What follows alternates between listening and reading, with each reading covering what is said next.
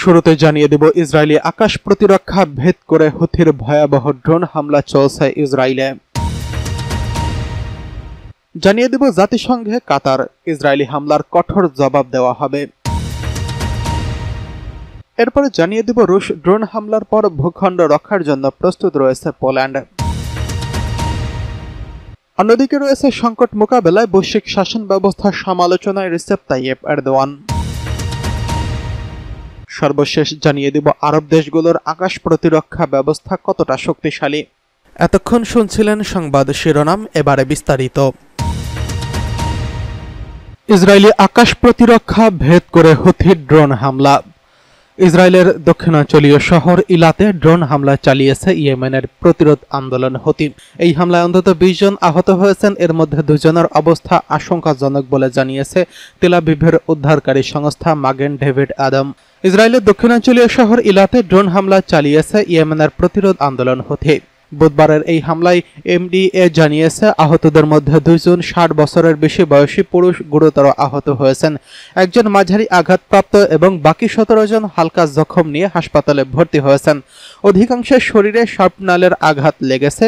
বুধবার 24 সেপ্টেম্বর এক প্রতিবেদনে এই খবর জানিয়েছে টাইমস অফ ইসরায়েল। ইসরায়েলি সামরিক বাহিনী জানিয়েছে হামলার আগে শহরে সতর্কতা সাইরেন বেজেছিল, তবে প্রতিরক্ষা ব্যবস্থা ব্যর্থতা ঘটে। আকাশ প্রতিরক্ষা ব্যবস্থা মোতায়েন আয়রন ডোম থেকে 2টি ইন্টারসেপ্টর ক্ষেপণাস্ত্র নিক্ষেপ করা হলেও ড্রোনটি ভূপাতিত করা যায়নি। এ কারণে ড্রোনটি শহরে আঘাত হানে এবং হতাহতের ঘটনা ঘটে। ভিডিওতে দেখা যায় ড্রোনের আঘাতে ভবনে আগুন ধরে যায়। সামরিক বাহিনী জানিয়েছে কিভাবে প্রতিরক্ষা ব্যর্থ হলো তার তদন্ত শুরু হয়েছে। অন্যদিকে একই সময় দুবাই থেকে তেল আবিবগামী ফ্লাইট দুবাইয়ের একটি যাত্রীবাহী বিমানে জরুরি অবস্থা তৈরি হয়। উড়োজাহাজে থাকা এক ইসরায়েলি যাত্রী স্ট্রোকে আক্রান্ত হলে বিমানটি সৌদি আরবের রাজধানী রিয়াদে জরুরি অবতরণ করে। পরে তাকে হাসপাতালে নেওয়া হয়। যাত্রীরা শিগগিরই তেল আবিবের উদ্দেশ্যে যাত্রা অব্যাহত করবেন বলে জানানো হয়েছে। ইসরায়েল এবং সৌদি আরবের মধ্যে আনুষ্ঠানিক কূটনৈতিক সম্পর্ক না থাকলেও সাম্প্রতিক বছরগুলোতে 2 দেশের মধ্যে যোগাযোগ কিছুটা ঘনিষ্ঠ হয়েছে। এদিকে জাতিসংঘে কাতার, ইসরায়েলি হামলার ভয়ঙ্কর জবাব দেওয়া হবে হুঁশিয়ারি করছে পররাষ্ট্রমন্ত্রী। জাতিসংঘে কাতারের পররাষ্ট্রমন্ত্রীর মুখপাত্র বলেছেন, ইসরায়েলের সাম্প্রতিক হামলায় প্রতিক্রিয়ায় দেশটি যে কোনো পরিস্থিতিতেই প্রতিহত করবে। তিনি আরও বলেছেন, দোহায় কোনো আগ্রাসনের মুখে নীরব থাকবে না। 24 সেপ্টেম্বর বুধবার এক প্রতিবেদনে এই খবর জানিয়েছে শামা টিভি। মুখপাত্রের বক্তব্যে স্পষ্ট করা হয়েছে, আমরা স্পষ্টভাবে বলা যাক যে কাতারের সার্বভৌমত্ব আঘাতের জবাব দেব আমরা। তিনি আরও যোগ করেছেন, শুধু রেগে আছি বলা এখানেই যথেষ্ট নয়, বিষয়টি অত্যন্ত গুরুতর। কাতারের পররাষ্ট্রমন্ত্রীর মুখপাত্র বলেন, তারা আন্তর্জাতিক অংশীদারদের সঙ্গে সমন্বয় করে প্রতিক্রিয়ার প্রস্তুতি নিচ্ছে। আমরা বিশ্বের বন্ধু রাষ্ট্রদের সঙ্গে যোগাযোগ করছি। দোহার আকাশে হামলার জবাব দিয়ে কাতার ইসরায়েলের দীর্ঘমেয়াদী আরুচি এবং দায়বদ্ধতার অভাব শেষ করতে চাই। মুখপাত্র বলেন, আমরা ইসরায়েলের দায়বদ্ধতার অভাব শেষ করব। উল্লেখ্য, 9 সেপ্টেম্বর ইসরায়েল দোহায় একটি আবাসিক ভবনে বিমান হামলা চালায়, যা হামাস নেতাদের পরামর্শ সভার সময়ে ঘটে। হামাস নিশ্চিত করেছে কেন্দ্রীয় নেতৃত্ব নিরাপদ আছে, তবে 6 জন নিহত হয়েছেন, যার মধ্যে খালিল আল হাইয়া এর ছেলে এবং একজন কাতারি নিরাপত্তা কর্মকর্তা রয়েছেন। আল জাজিরার প্রতিবেদন থেকে বলা হয়েছে, দোহায় আবাসিক এলাকায় শক্তিশালী বিস্ফোরণ শোনা গেছে এবং ধোঁয়া উঠতে দেখা গেছে। পরে ইসরায়েলি সামরিক বাহিনী হামলার তথ্য নিশ্চিত করেছেন। হামাস জানিয়েছে, এই হামলার উদ্দেশ্য ছিল রাজনৈতিক আলোচনা ব্যাহত করা, বিশেষ করে যুদ্ধবিরতি এবং বন্দি বিনিময় নিয়ে। কাতারের প্রধানমন্ত্রী Sheikh Mohammed bin Abdur Rahman Al Thani Jassim Al Thani বলেছেন, প্রতিক্রিয়া আসছে, এর জন্য আরব রাষ্ট্রগুলো পরামর্শ করছে।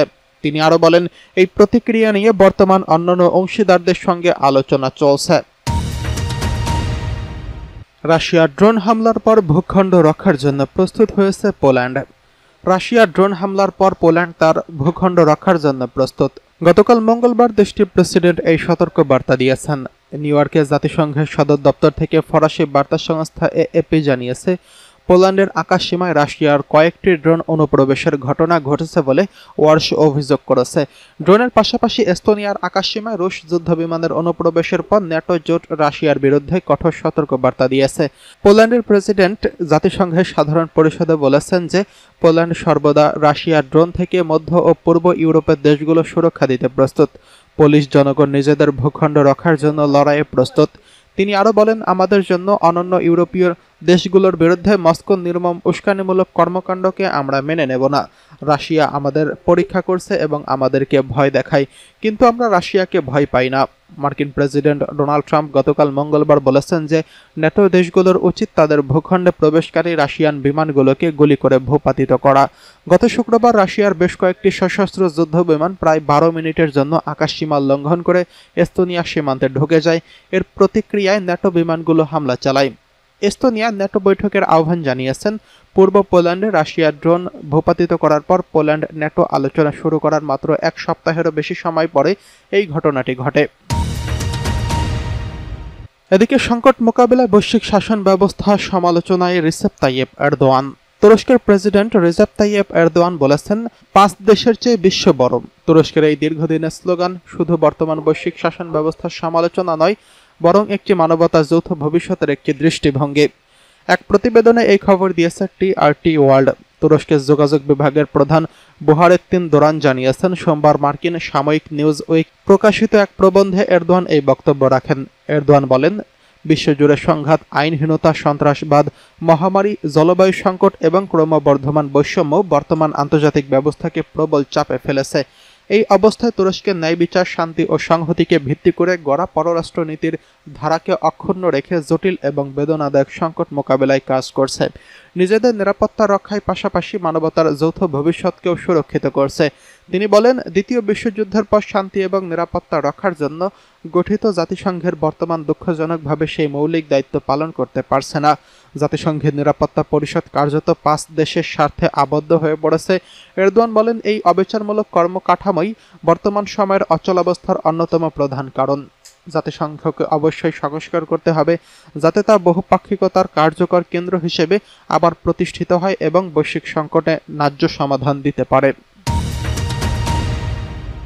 এদিকে আরব দেশগুলোর আকাশ প্রতিরক্ষা ভয়ঙ্কর শক্তিশালী, হুঁশিয়ার করছে কাতার। কাতারের রাজধানী দোহায় ইসরায়েলি বিমান হামলায় হামাসের 5 সদস্য সহ 6 জন নিহত হওয়ার পর উপসাগরীয় দেশগুলো নিজেদের নিরাপত্তা নিয়ে সতর্ক হয়েছে। এই ঘটনাকে কেন্দ্র করে গালফ কোঅপারেশন কাউন্সিলের যৌথ প্রতিরক্ষা কাউন্সিল দোহায় জরুরি বৈঠক করে। বৈঠক শেষে জিসিসি মহাসচিব জাসেম মোহাম্মদ আল বুদাইভি বলেন, কাতারের উপর হামলা মানেই জিসিসির সব সদস্য দেশের উপর হামলা। তিনি জানিয়েছেন, সদস্য রাষ্ট্রগুলো যৌথ প্রতিরক্ষা ব্যবস্থা সক্রিয় করবে, গোয়েন্দা তথ্য বিনিময় বাড়াবে এবং আকাশসীমার সমন্বয় জোরদার বাড়াবে। পাশাপাশি ব্যালিস্টিক ক্ষেপণাস্ত্রের বিরুদ্ধে আগাম সতর্কীকরণ ব্যবস্থা চালু এবং যৌথ সামরিক মহড়ার সিদ্ধান্ত হয়েছে। 1981 সালে গঠিত গালফ কোঅপারেশন কাউন্সিলের সদস্য রাষ্ট্র হল বাহরাইন, কুয়েত, ওমান, কাতার, সৌদি আরব এবং সংযুক্ত আরব আমিরাত। রাজনৈতিক, অর্থনৈতিক এবং নিরাপত্তা সহযোগিতা জোরদার করাই এই জোটের মূল উদ্দেশ্য। ন্যাশনাল ইনস্টিটিউট ফর স্ট্র্যাটেজিক স্টাডিজের মিলিটারি ব্যালেন্স 2024 এর প্রতিবেদনে বলা হয়েছে, 2023 সালে জিসিসি দেশগুলো সম্মিলিতভাবে সামরিক খাতে ব্যয় করেছে $114.5 বিলিয়ন।